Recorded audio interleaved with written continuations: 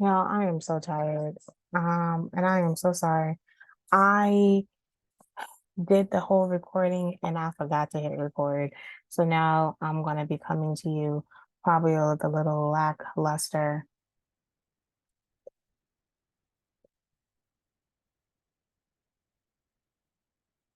and not with the same energy. So I apologize.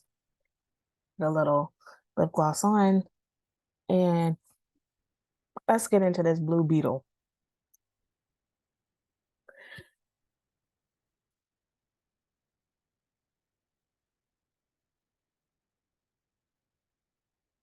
Blue Beetle was a horrible film. It was enjoyable because of the laughs. I think and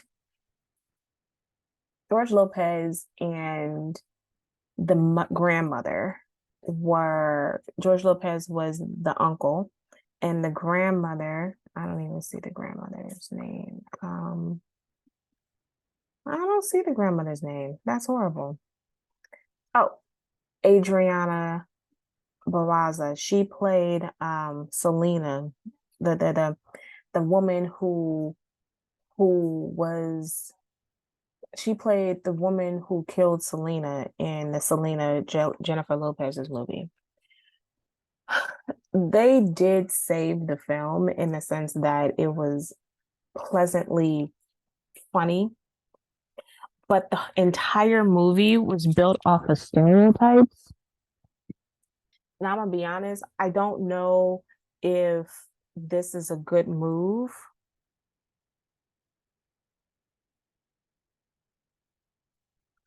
I don't know if it's a good move to have these many stereotypes. Um, because there's a lot in this film.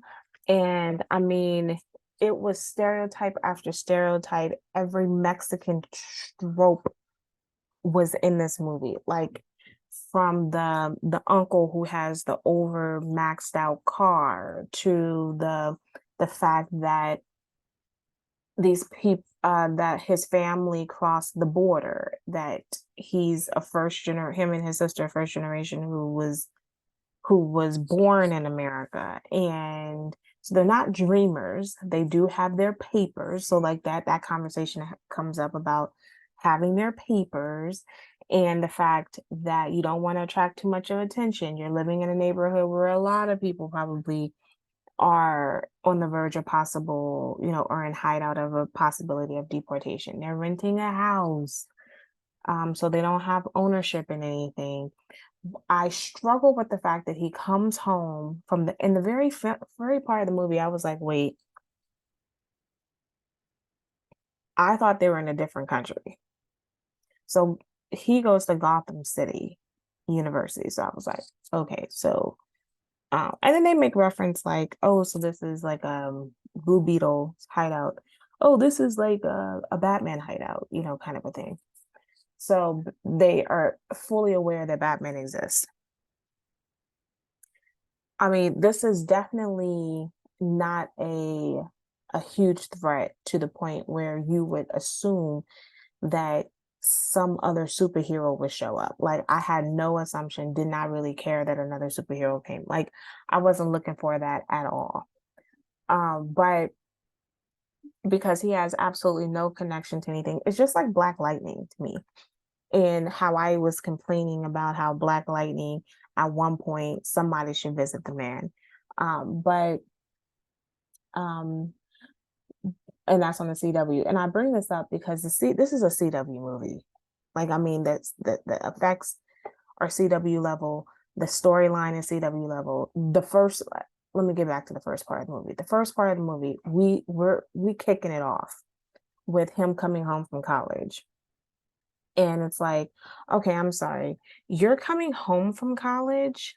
How does this work? So you mean to tell me, and then you find out like after everybody, so they don't, they, I, that's why I said I thought they were in a whole different country. Come to find out, they're not in a whole different country. Like they're in the same, what we would call like the United States. We can call it a different country, fine. Where they're in the same country with Gotham City. And you're telling me that, fine, you don't ever visit, fine. If his family never comes to see him graduate from school, fine. I can somewhat understand that. But the part that I don't understand is the fact that he has no idea that dad had a heart attack. Nobody called him to say dad had a heart attack. Like, you mean to tell me you go off to college for 4 whole freaking years and you never come visit your family in 4 whole freaking years? So you don't know dad had a heart attack. You don't know that you're about to lose the house in 3 months. You don't know that dad has lost the shop that he owned. You know none of this. Like, you come back and you're like, oh my gosh, I need to get a job.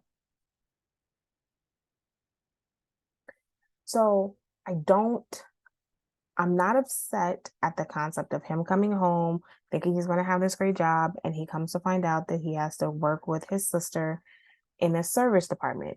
There is because this happens to a lot of Latinos, and there's a show called no, it's not a show. It's a short essay, and it's actually a book, but and I did read the book once for I did assign the book once, and I thought that people would find this relatable in class, and they're like, "No, Dr. Walker, no, we're not doing this book." And I was like, "Okay, we won't assign this book ever again." And the issue that people had with it's not people, the book is not the best read because it was really repetitive. But the short essay is that they were raised like in a community similar to like East LA in Northern California, and his brother and sister went to state schools. They went to Sac State, and he's like, I'm going to Stanford. And so he goes to Stanford. His family was already like, oh, so you think you better than us because you're going to Stanford? And he decides to come home, and he's working with with one of his friends from Stanford because they had a construction company. He's white, and he works in the service side. Like, he chooses to work on the service side. And so he's in this teetering. He's like, okay, so I really don't fit with my people here, even though I speak Spanish. I hear them talking, and then they talk behind, I can hear them talking about me behind my back, calling me kind of gringo. And, but I also don't fit with my friend too. And he's like, I'm teetering in this space. And then when he decides to become a writer, his family even more so, like, he deals with the lack of respect from his father and all this other stuff. And so this is a story that kind of reoccurring because yes, they want you to go off and do better for yourself, but then it's this hard spot of, yes, I can go off and do better for myself in one respect, but then I'm also not respected because I'm not doing what you think I should be doing, because I'm not working with my hands, so I'm not manly like you are. I mean, this is us um with Miguel character from Puerto Rico. Like, This Is Us has that same on NBC, has that same kind of issue with Miguel. He became kind of like an engineer and not a construction engineer. He became like an architect, I think, architect, and not a construction worker. And his father never told him that he was proud, and so he always just thought that his father wasn't proud of him, etc., etc. But it became like, you're flaunting your money, and it's like, but don't you want me to say that I'm doing well? So I get that aspect of it, and that didn't bother me. It didn't shake me. It didn't bother me. I can understand that. What I didn't understand is when he decides to kind of interfere with this family issue with amongst the chords, and the daughter or the niece is like, oh, let me give you my number. So she takes his phone, and puts her number in there, and is like, I'll get you a job. Come to my office, I'll get you a job. There is no chance in hell that she of her stature is going to take his phone and put her telephone number in it, and to somebody like that, to somebody who she doesn't know, and talking about I don't need your protection or whatever, whatever. Like I it was not believable at all. And then what really took me over the top is he texts her at like 9 o'clock at night. Has to be late at night. So he's in bed looking at her Instagram and stuff like that. And I was just like, who texts people? This is so unprofessional. And then you're going to just show up, the stereotype. The whole family comes up and cheering him on outside. I mean, it was funny, but this is another stereotype. And I was like, wow, we just rocking with the stereotypes. And the relatable part, first of all, it was not there. It is relatable that you just gonna show up because he has no sense of decorum and professionalism. And then also when you're desperate, you do stuff like that. So that didn't bother me. But what did bother me is but I also thought I appreciated the issue that he comes up and he's like, my name is um Jaime. And the woman's like, Jamie. He's like, no, Jaime. And this is absolutely what happens a lot when Latinos want to go by their name and Americans make the decision that we're going to call you what we won't call you. And so, I mean, I have a colleague, he wants to go by John. And so I was telling my good friend, and she was just like, we're all on the same camp. We were on the same campus together. And I was like, no, his name is John. She's like, no, it's Juan. I said, no, it's John. And she's like, Elizabeth, it's Juan. I said, I understand what you're saying.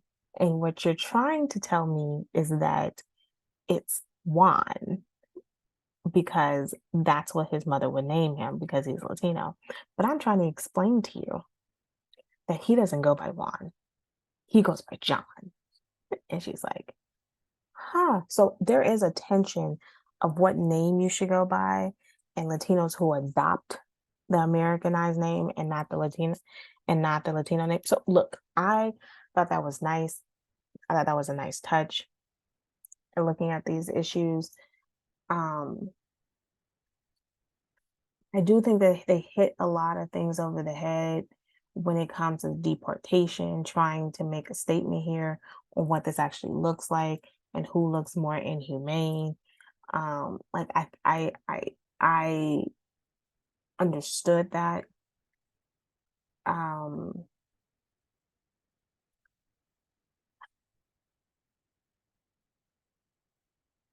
it's just that the effects were bad, story was bad. I think that if I watched this on the CW, I'd still talk about it. So that doesn't show that really shows you how bad this is on some level. Like the fact that it was a movie was even worse because in the movies was even worse. Um it's like it is a CW movie. And my group chat is literally going in on this. Um It's like my husband does this level of special effects at the house, right? On his computer with his tech. You expect a lot more from a DC film with the people, with all the tech in the world. I'm trying to figure out what the budget was. Like, I mean, I know what the budget was. Let's see what the budget was. Because maybe, maybe, maybe. Let's see what's the budget. Oh my gosh. Yo. Okay. So this movie is supposed to be, it's a 2 hour movie on the dot. So I'm just letting you know it's painful. This budget is $104 million. Okay. The box office is $10 million.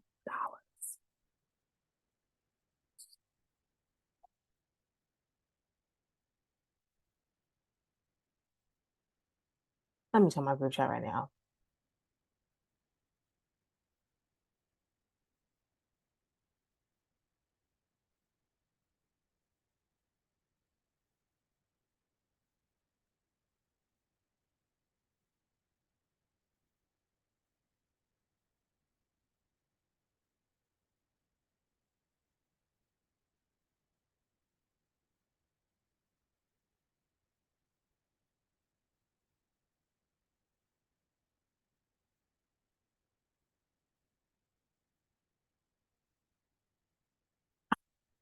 I mean, they play on this um issue with I just can't believe they only made $10 million on this movie.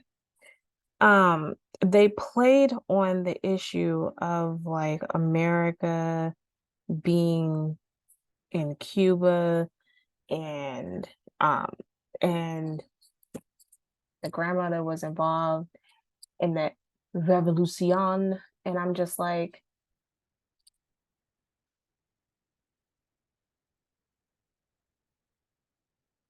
what revolution? Well, I mean, definitely wasn't alive during the Mexican Revolution. Like, I mean, I yo, this movie was terrible. And the thing that took the cake is Susan Sarandon. I'm trying to figure out, like, yes, there are white Mexicans, I get that. But I was like, you want Susan Sarandon to play this role though? You needed Susan Sarandon, and I know that you need a villain to be white. Like, I guess that's what they were aiming for.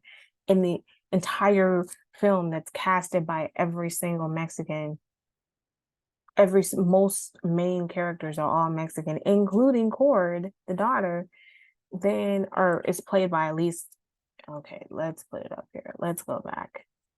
I don't know if she's Mexican, but I mean, it's pretty evident that she's Mexican in the film. Let's see. She's not Mexican, she's Brazilian.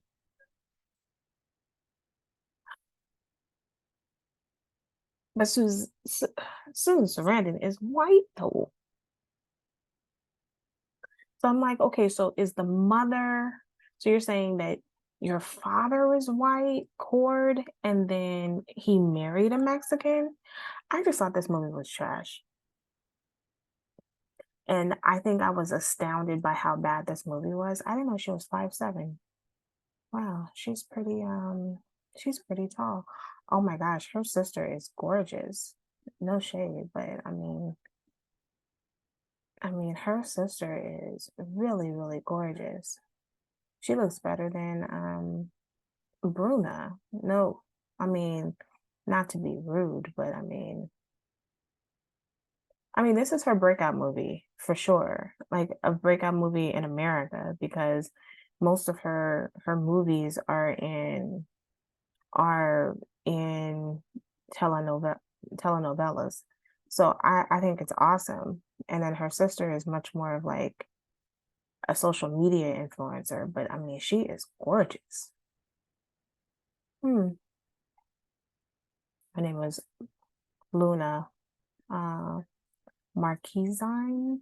Marquezine, forgive me. I'm brutalizing someone's name. Oh,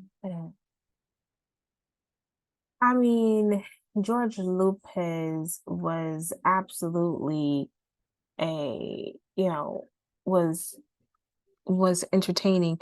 Okay, so Angel Soto did directed this.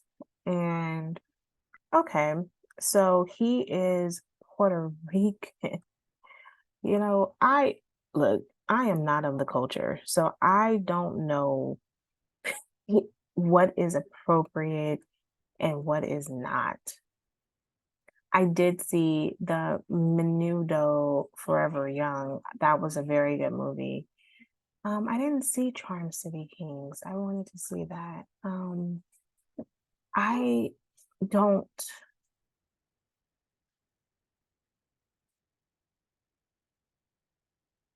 I don't know what's appropriate and what's not in regards to him being Puerto Rican and directing this kind of a film.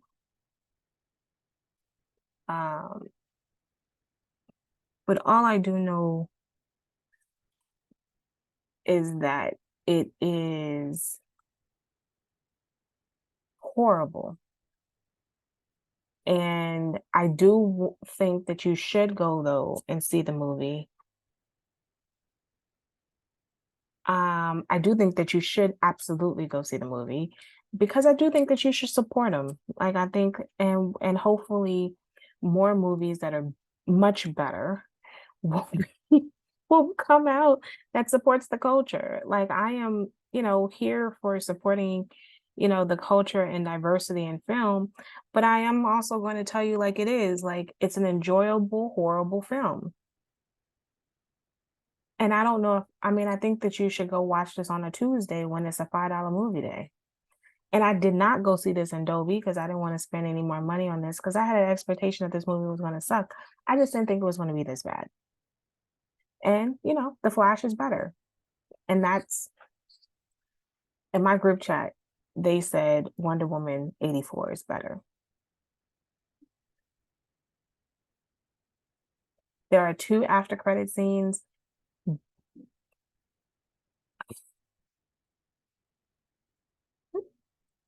It's not worth staying and watching them. So I don't know what to tell you. After 2 hours, I was just like, I just scratched my head and I said, oh my. So anyway, on that note, bye.